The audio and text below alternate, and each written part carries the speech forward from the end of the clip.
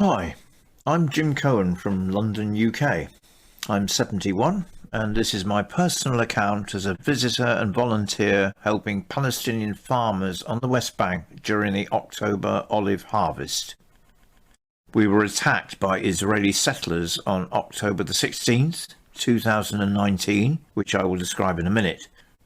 But first let me explain how I came to be in the West Bank. Having heard a lot of different views about Palestine, I decided in 2015 to see for myself on the tour of the occupation run by the Zaytoun Company UK. I learned many things on that tour, and here's just one of them. We spoke with Palestinian date and other farmers in the Jordan Valley who were very worried about the Israeli theft of their water supply and of the discriminatory restrictions placed on Palestinian use of it, leaving Palestinian farmers with dried up crops, whilst having very few restrictions on water use by Israeli settlers. Amnesty International has detailed evidence of this discrimination in their 2017 report, The Occupation of Water. So after that tour, I've now been going annually to the West Bank as part of the United Nations Human Rights Office of the High Commissioner, coordinating protected presence activities of local and international organisations, including collecting data about and hopefully deterring Israeli settler and army harassment of Palestinian farmers in the West Bank during the olive harvest. Our group is called Friends of Madama and Burin, villages where we stay near Nablus and where there has been a history of Israeli settled violence and army harassment against Palestinians. Here you can see where the group helps Palestinian olive picking, usually on the slopes above the villages of Madama and Burin, overshadowed by the extensive network of illegal Israeli settlements. Example of settler violence in 2015, the year before I joined the group, when the settlers for the first time had attacked internationals and not just Palestinians, whom they had been terrorising for years. This is a picture of one of our group at the time. What happened was that Israeli settlers came down from their hilltop settlement, Yizhar, to the olive grove, set fire to it, fired rifle shots over our group members' heads, and injured this man, 66-year-old David Amos from London, by hitting him on the head several times with a rock. Then in 2018, a group of 20 hooded youths, led by an adult dressed as an Old Testament prophet, came down from Braca settlement to where myself and other group members were picking on a Palestinian farmer's land, screamed in our faces and then threw stones at the Palestinians and ran off.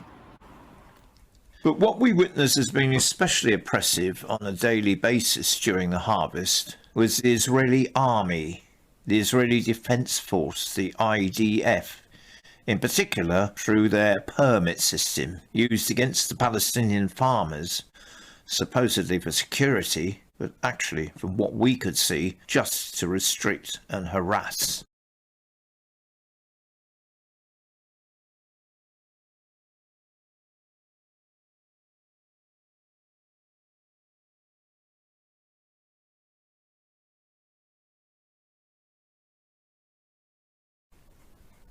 I've highlighted this, which I still find incredible.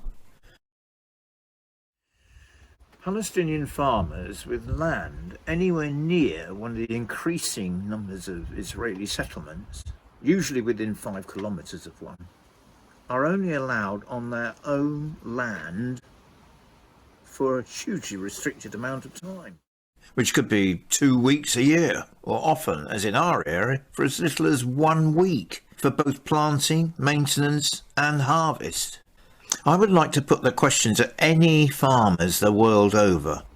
What would you think if you were not allowed on your own farmland for 50 weeks of the year?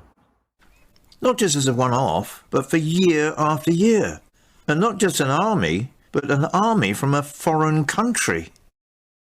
And then to watch settler farmers from another country on land which they have stolen from you or your neighbours, carrying on with their work all year round with no such restriction. But it doesn't stop there. Even the week allowed for the harvest was often further restricted by the IDF to 2 to 3 days. And then again we were constantly being time limited during the day by the soldiers. One day we arrived at 8 AM to pick olives, only to be met by this chap shouting us, "Yalla, yalla, hurry and go." And we were very often told, "You have until 3 PM, or some such arbitrary time limit. And this happens despite our farmers possessing the required permission. So now for the attack on us, October the 16th. We were attacked by about 15 masked thugs in black t-shirts from Yizhar settlement, carrying baseball bats, staves and crowbars. That morning, with us and the Palestinian farmhands, were members of the dissident Israeli group, Rabbis for Human Rights, who had joined us that morning.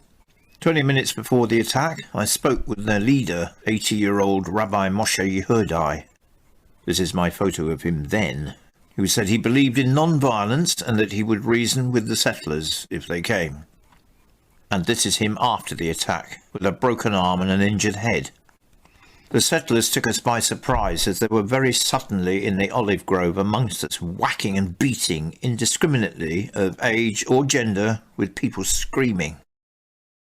I fell into a gully where I found myself on my back, with one of them standing over me, whacking my legs with a crowbar, apparently trying to break my shins. Luckily he only managed to bruise my foot. Here it is, seen later. He and his friends then picked up big stones and threw them towards my head, one of which bashed my hand I was protecting my head with, leaving my right hand and fingers bruised, cut and with torn tendons. They stopped at some point, I think because others had set fire to the olive grove and the fire had got quite close. In fact, there were 6 or 7 metre high flames, which with difficulty I had to race to escape, and which destroyed over 100 olive trees, a significant income loss for Abed and his family. We got back to the road where I saw several other injured people, including Isaac, one of the rabbi's group, who had concussion from a beaten head. All the group had big bruises from the baseball bats, staves and crowbars. Here's one sustained by Kath, a doctor who was with us. The next day, another group of us went up to try to retrieve any olives and pick any unburnt trees, posting lookouts this time. But they were stopped by the IDF and Israeli police, and with settlers looking on from the hillside, announced that the area had been declared a closed military zone. After some arguing, the group had to come back down. So in effect, the farmers were now being punished with more restriction on their harvesting because of what the settlers had done. Meanwhile, as these photos I took show, the devastation caused by the arson of these settlers was only too apparent. But it didn't finish there. 2 days later, Mohammed, one of the farmhands with some of our group, attempted to retrieve some of the olive sacks burnt in the attack.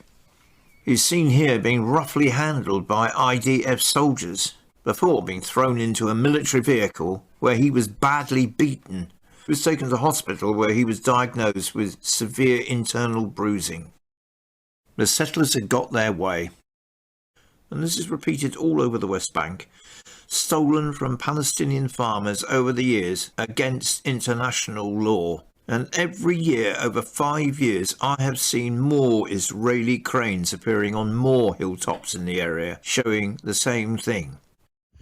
It's clearly part of a long-term plan to drive Palestinians off the land, and Israeli settler terrorism of Palestinian farmers, with lack of IDF policing of it, is very much part of that plan. There is the daily discrimination by the IDF against the Palestinian farmers because they are Palestinian and not Israeli. There is the discrimination by Israeli law, civil for the settlers, military for the Palestinians. Shouldn't it be either one or the other for all the inhabitants? There is also discrimination by the Israeli state with their help for the settlers through virtually carte blanche planning approval for settlement building, but a very different state of affairs than for the Palestinians, who get almost no planning approval at all, and whose buildings are regularly demolished by IDF bulldozers as a result. Moreover, Israeli settlers in the West Bank receive generous sponsorship grants for building, mortgages, even for commuter travel. With annexation planned by Netanyahu, this discrimination would now become permanent, driving more Palestinian farmers away through settler terrorism backed by Israeli military force. Here's a more recent attack by settlers in the olive groves on the outskirts of Green Village. That's Palestinian building work in the foreground, now abandoned because of Israeli settler terrorism, unpoliced by the IDF. That's my personal experience of what is happening in the West Bank.